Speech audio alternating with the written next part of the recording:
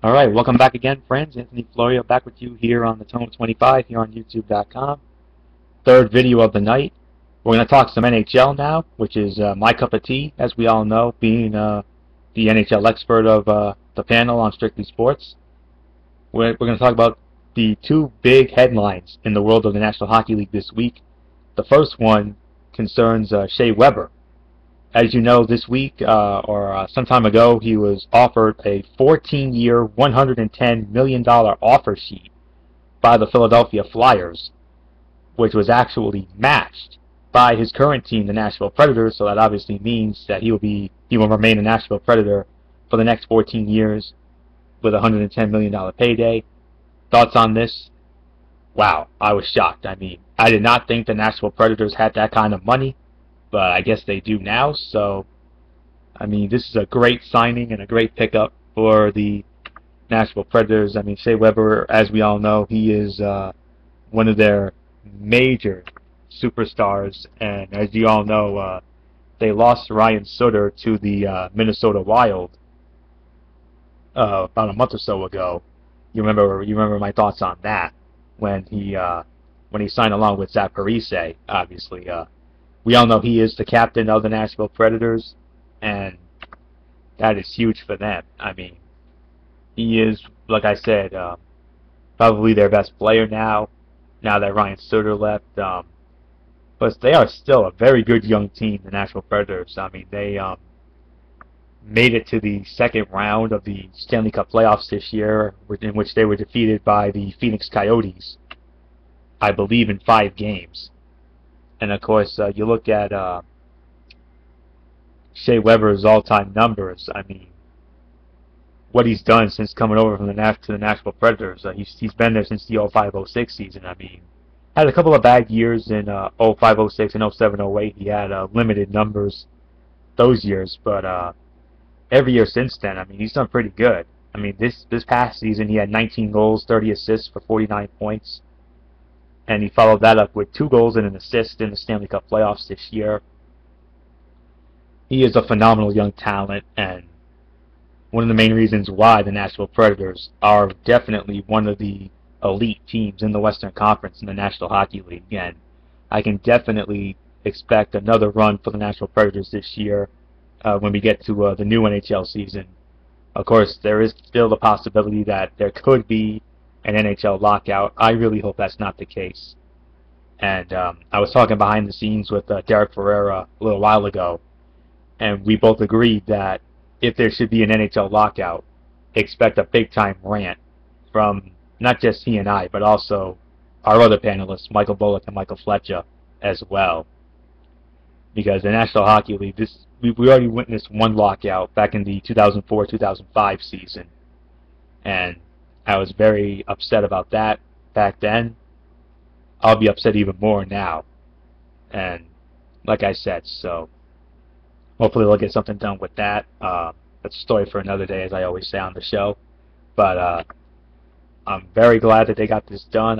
Well, not just glad, but I'm more shocked. I mean, like I said, I did not think the Nashville Predators had that kind of money. I honestly thought it was all but certain that Shea Weber was going to be a Philadelphia Flyer, and if he had gone to the Philadelphia Flyers, he would have made the Philadelphia Flyers an even more dangerous team than they already are.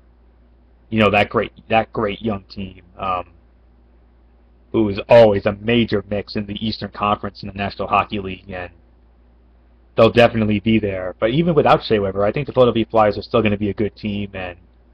But with Shea Weber staying with Nashville, I mean, Nashville is definitely going to be a major threat in the Western Conference, along with, of course, the Stanley Cup champion LA Kings and the Vancouver Canucks, the rejuvenated St. Louis Blues team who came out of nowhere this year.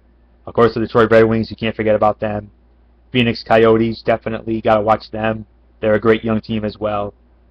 And, of course, the Chicago Blackhawks, Dallas Stars even. So that Western Conference is going to be very top-heavy should we have an NHL season this year. Like I said, hopefully they'll get something done and avoid a lockout. All right, the other big story this week involves my team, the New York Rangers. Of course, Michael Fletcher, also a major New York Ranger fan as well. This week, the New York Rangers signed Rick Nash from the Columbus Blue Jackets this week. I don't know I don't know what the terms of the deal were, but he signed a deal with the New York Rangers this week. Um, Along with the Rangers also get Steven Delisle as well and a conditional third-round pick in the 2013 draft. And in return, the Columbus Blue Jackets will get Artem Anisimov, Brandon Dubinsky, Tim Erickson, and a 2013 first-round draft pick. All right, my thoughts on this? Wow. All I can say is wow. Rick Nash, one of the best players in the National Hockey League today, one of the premier players in the National Hockey League, and one of the reasons why the Columbus Blue Jackets made the Stanley Cup playoffs back in 08-09, which, of course, they also, no, I'm sorry, that was also their only playoff appearance since becoming an NHL franchise, and one of the most prolific goal scorers in the National Hockey League today. I mean, you look at his numbers with the Columbus Blue Jackets. 17 goals in 2002-2003, 41 goals in 03-04, and then from 05-06 on, he had 31 goals, 27 goals, 38 goals, 40 goals, 33 goals, 32 goals, 30 goals. Bottom line is, you're looking at a 30-goal scorer here, and you look at the New York Rangers and the phenomenal year that they had. But I'll tell you, I don't think I need to remind you all how very excited I was, along with Michael Fletcher. I mean, for the first time since 1997, 15 years, it was the most excited that Fletcher and I were to be New York Ranger fans. I mean, this was the best a New York Rangers team has finished in the standings since the 1994 team that, as we all know, went on to break the 54-year curse and went on to win the Stanley Cup in that fantastic Stanley Cup final against the underdog and Cinderella at the time, Vancouver Canucks. But as you know, they were the best team in the East this year, 109 points, made it to the Eastern Conference Finals before losing in 6 games to the New Jersey Devils. You remember how heartbroken and sad I was about that, because I really thought that this New York Ranger team had a chance to go all the way and win the Stanley Cup, and because that's how good I thought this team was. But make no mistake about it, we're definitely going to be in that mix if there should be an NHL season this year. Of course, big if, we all know the whole lockout situation, the rumors about that. Hopefully Bettman and his guys can get something done with that, like I said, but I'm sure we'll talk about that another day. But for right now, the Rick Nash signing is definitely going to make this team a lot better. I am sad, however, to lose Brandon Dubinsky, who was a very good player for us for many years. Artem Anisimov, good young talent. Not really going to lose any sleep over Tim Erickson or the draft pick. I mean, the NHL draft, I mean, not really my cup of tea. And of course, Tim Erickson, I don't really know anything about this guy. So, but we did lose Brandon Dubinsky and Anisimov. Sad to see them go, but hey. If you want a big star, you gotta trade big, and that's what the New York Rangers did. I mean, they needed another goal scorer in the Stanley Cup playoffs, and I think if this trade had been made at the trade deadline this year, I think there's a good chance the New York Rangers possibly could have gotten to the Stanley Cup Finals. Would they have beaten the LA Kings? Jury's out to lunch on that. I would have liked to have seen that, but even if the Rangers had made it to the Stanley Cup Finals, I mean, I don't think they would have beaten the LA Kings, because the LA Kings were that good.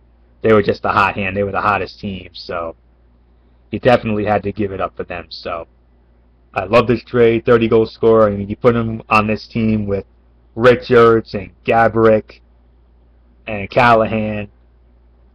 I mean, that is a solid group of players right there. And, of course, the unbelievable goaltending of Henrik Lundqvist, who, as we all know, won the Vezina Trophy at the NHL Awards this year in Las Vegas. I believe I had that one if you hadn't watched past episodes of Strictly Sports. I mean, with the year he had and with the great coaching of John Tortorella, I definitely expect another big run from the New York Rangers this year, or whenever the next NHL season is. Hopefully, it will be 2012-13. And if there is an NHL season, if they get this lockout thing avoided, I could definitely go on the record right now and say the New York Rangers will definitely be a major threat to win the Stanley Cup. Even though, of course, the LA Kings are going to be there, and all the other teams in the Eastern Conference, you know, the Philadelphia Flyers, the New Jersey Devils, obviously, even without Zach Parise, the Pittsburgh Penguins, you know, depending on what happens with Crosby. Of course, they still have Balkan and all of them.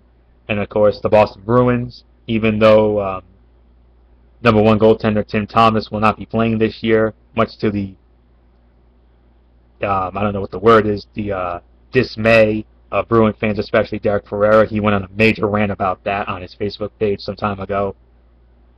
But all I can say right now is, as a New York Ranger fan, I am very happy for this move, and I'm just hoping that it pays immediate dividends, and hopefully, should there be an NHL season in 2012-13, I really feel this move could be the missing piece to that Stanley Cup puzzle that has eluded the New York Rangers. I mean, I thought this year was going to be their year, but unfortunately they lost in the Eastern Conference Finals to the New Jersey Devils in 6 games. So, yeah, so Jerry's out to lunch on that, but you never know. So, I think that's definitely good enough, but we'll have to wait and see what happens. All right, that's my thoughts on that.